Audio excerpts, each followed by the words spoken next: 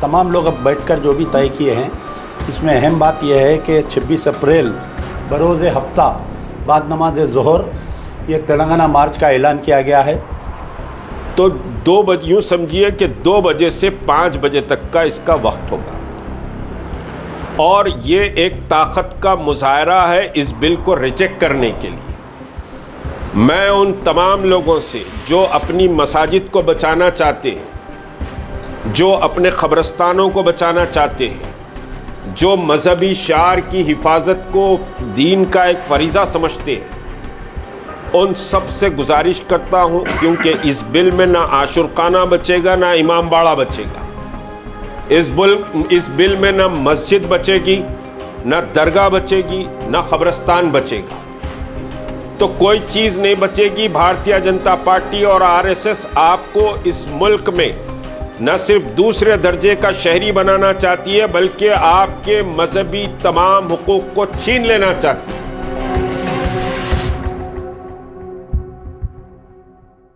اس سے پہلے جب شہریت پہ حملہ کیا گیا تھا تو حیدرآباد اور تلنگانہ والوں کی ایک مثال تھی کہ ہم پورے ہندوستان میں نہیں بلکہ جتنے احتجاج ہوئے تھے سب کامیاب تھے، لیکن سب سے اول اور سب سے بڑا جو اجلاس ہوا تھا وہ 1 ملین مارچ تھا. آپ لوگوں کے تعاون سے ہوا تھا، تمام جماعتوں کے تعاون سے ہوا تھا.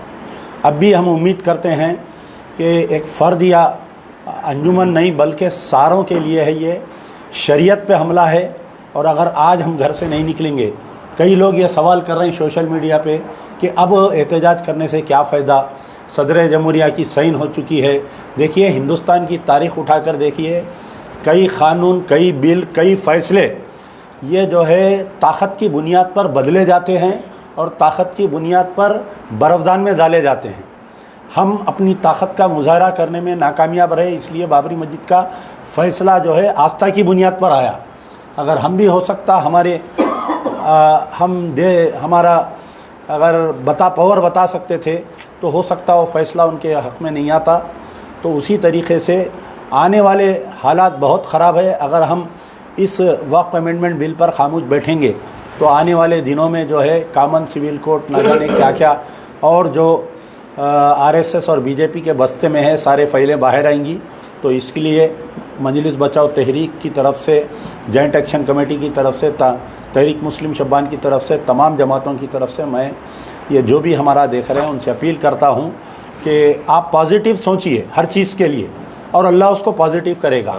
نہیں اگر آپ لوگ نگیٹیو سوچیں گے کہ ایسا باہر ہے تو ایسا ہوگا کیا. کل سے سوشل میڈیا پہ ایک میسیج پھر رہا، شاید آپ لوگ دیکھے ہوں گے کہ بھائی نوجوان جو باہر آئیں گے ان کے تعلق سے کیا جوائنٹ ایکشن کمیٹی ذمہ داری لیتی کیا. ارے اللہ آپ کا ضامن ہے، ہمارا کوئی ذمہ دار نہیں ہے، ہمارا کوئی ضامن نہیں ہے.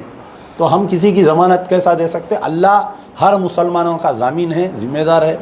تو اس واسطے کیونکہ یہ ایک انڈکلیئرڈ ایمرجنسی ہو گئی ہے یہاں پر، آپ دیکھیے ان کی ہمت اتنی ہوئی BJP کی کہ آج ان کے پاس میجورٹی نہیں ہے، اس کے باوجود دوسرے پارٹیوں کو ڈرا کے ہندوتوا کے نام پہ یہ لوگ ووٹ لے کر یہ بل کو پاس کیے ہیں، ایکٹ بنائے ہیں.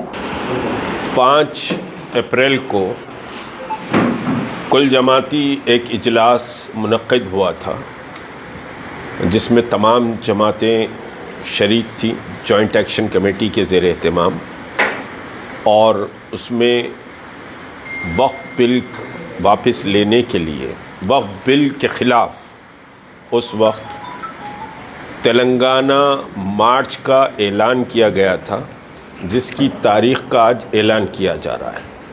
لیکن افسوسناک بات یہ ہے کہ وہ بل اب ایک قانون بن گیا ہے.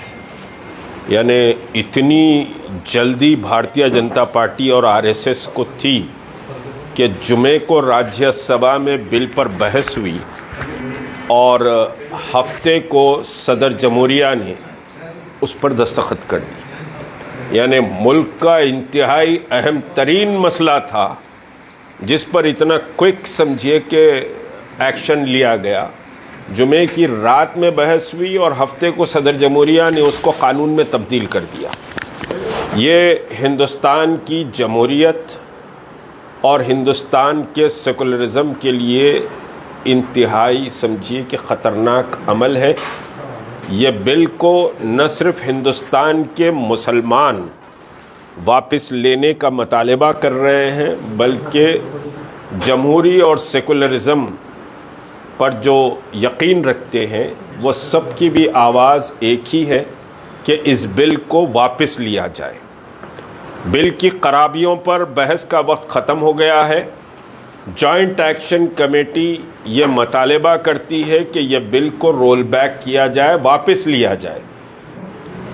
یہ بل جمہوریت کی روح کا قتل کے مترادف ہے اور 20 کروڑ مسلمانوں کے ساتھ بہرحال 232 ممبران پارلیمنٹ نے اس بل کی مخالفت کی ہے، تو اس کے معنی یہ ہوئے کہ تقریباً جتنے ووٹ پڑے ہیں اس میں 30% ووٹ اس بل کی مخالفت کرتے ہیں، اور بھارتیہ جنتا پارٹی معمولی اکثریت کی بنیاد پر بھارت کو ہندو وادی ملک بنانے اور ہندو راشٹر بنانے کی طرف جانا چاہتی ہے، جبکہ اس کی اکثریت پارلیمنٹ میں نہیں ہے۔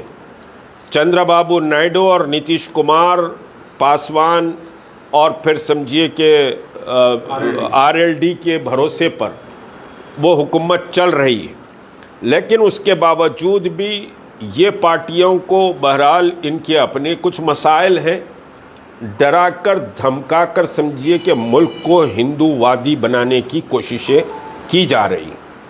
یہ ملک ان پارٹیوں کو کبھی معاف نہیں کرے گا۔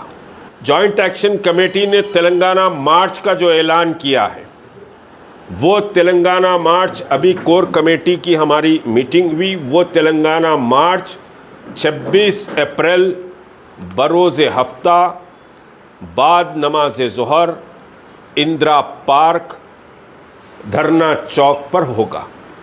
پوری ریاست تلنگانہ سے پہلے بالخصوص مسلمان، پھر عام سیکولر سمجھیے کہ ملک کو سیکولرزم کی طاقت کو فیور کرنے والے لوگ، چاہے وہ دلت ہو، عیسائی ہو، سمجھیے کہ ہندو ہو، آدیواسی ہو، یہ سب اس سمجھیے کہ صاحب تلنگانہ مارچ میں شریک رہیں گے، اور لاکھوں کی تعداد دھرنا چوک پر 26 اپریل کو جمع ہوگی۔